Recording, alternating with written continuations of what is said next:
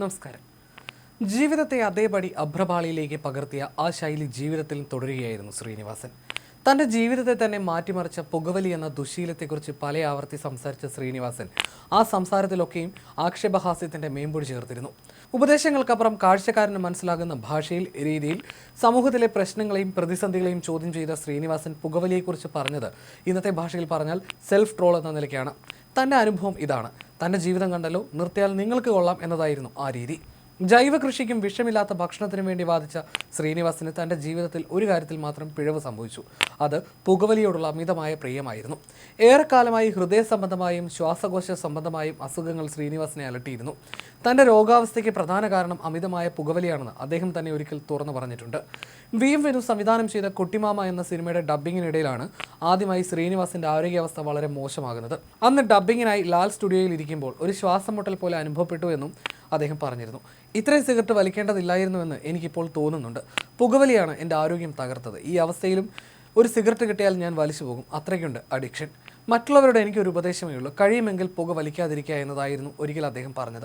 മരണത്തെക്കുറിച്ചും അന്ന് തനത് ശൈലിയിൽ അദ്ദേഹം പറഞ്ഞു. ഒരു കാര്യം മനസ്സിലായി, മരിക്കാൻ പ്രത്യേകിച്ച് കഴിവൊന്നും വേണ്ട, ഏത് മണ്ടനും എത്ര വേഗം വേണമെങ്കിലും മരിക്കാം എന്നായിരുന്നു അദ്ദേഹത്തിൻ്റെ പ്രതികരണം. സംസാരിച്ചു കൊണ്ടിരിക്കുമ്പോഴാണ് എനിക്ക് ശ്വാസം മുട്ടലുണ്ടായത്.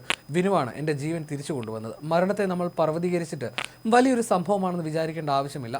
കുട്ടിമാമ എന്ന സിനിമയ്ക്കായി ഡബ്ബിംഗ് തിയേറ്ററിൽ സംസാരിച്ചു കൊണ്ടിരിക്കുമ്പോഴാണ് എനിക്ക് ശ്വാസം മുട്ടലുണ്ടായത്. ശ്വാസം മുട്ടിയപ്പോൾ വിനു ഹോസ്പിറ്റലിൽ പോകണോ എന്ന് ചോദിച്ചു.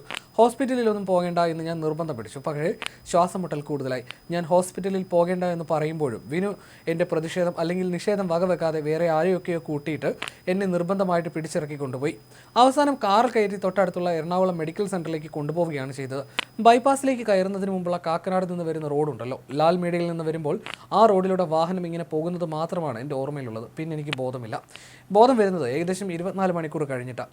അപ്പോൾ ഇതിനിടയിൽ വേണമെങ്കിൽ മരിച്ചു പോകാം. അപ്പോൾ എനിക്കൊരു കാര്യം മനസ്സിലായി, മരിക്കാൻ പ്രത്യേകിച്ച് കഴിവൊന്നും വേണ്ട. ബോധം പോയ ആ ഘട്ടം തന്നെ വേണമെങ്കിൽ ചില ആൾക്കാർ മരണം വലിയൊരു സംഭവമായിട്ട് എടുക്കുമല്ലോ, അതിൻ്റെ ഒന്നും കാര്യമൊന്നുമില്ല. മരണം എന്ന് പറയുന്നത് ഒഴിവാക്കാൻ പറ്റാത്ത നിസ്സാരമായ ഒരു കാര്യമാണെന്ന് വേണമെങ്കിൽ നമുക്ക് കരുതാവുന്നതാണ്.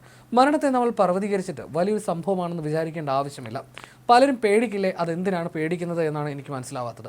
എനിക്ക് പേടിയൊന്നുമില്ല, ഇത്രയേ ഉള്ളല്ലോ മരണം എന്നാണ് തോന്നിയത്. അപ്പോൾ ഞാൻ വിനുവിനോട് പറഞ്ഞത്, വിനുവാണ് എൻ്റെ ജീവൻ തിരിച്ചു കൊണ്ടുവന്നത്, അതുകൊണ്ട് ഇനി അങ്ങോട്ടുള്ള എൻ്റെ ജീവിത ചെലവൊക്കെ വിനു വഹിക്കണം. എന്നെ ജീവിപ്പിച്ച പുള്ളിയല്ലേ, അപ്പോൾ പിന്നെ ഇനിയുള്ള കാര്യങ്ങൾക്കൊക്കെ പുള്ളി ഉത്തരവാദിയാണ്. സ്വാഭാവികമായും പുള്ളി മാത്രമാണ് എൻ്റെ ജനനത്തിന് ഉത്തരവാദി. സാധാരണ മക്കൾ ഉണ്ടായിക്കഴിഞ്ഞാൽ അച്ഛനും അമ്മയും അല്ലേ ഉത്തരവാദികൾ. അതുപോലെ എൻ്റെ ജീവൻ രക്ഷിച്ചത് വിനുവാണ്. അവിടെ വെച്ച് ഞാൻ പറഞ്ഞു, ഇനിയുള്ള ജീവിതത്തിനുള്ള എല്ലാ ചെലവും വിനു വഹിക്കണമെന്ന്. അത് പുള്ളി ചെയ്യുമോ എന്നെനിക്കറിയില്ല. ശ്രീനിവാസൻ്റെ ഈ ദുശീലത്തെക്കുറിച്ച് മകൻ ധ്യാൻ ഉൾപ്പെടെ പലരും നിരവധി തവണ പറഞ്ഞിട്ടുണ്ട്. അച്ഛൻ അലോപ്പതിക്കെതിരാണ്, മൈദയ്ക്കും പൊറോട്ടയ്ക്കും എതിരാണ്. എന്നാൽ ഇതിനൊക്കെ എതിരാണെങ്കിലും അദ്ദേഹം നന്നായി സിഗരറ്റ് വലിക്കും, അതിന് മാത്രം അദ്ദേഹം എതിരല്ല എന്നായിരുന്നു ധ്യാൻ പറഞ്ഞത്.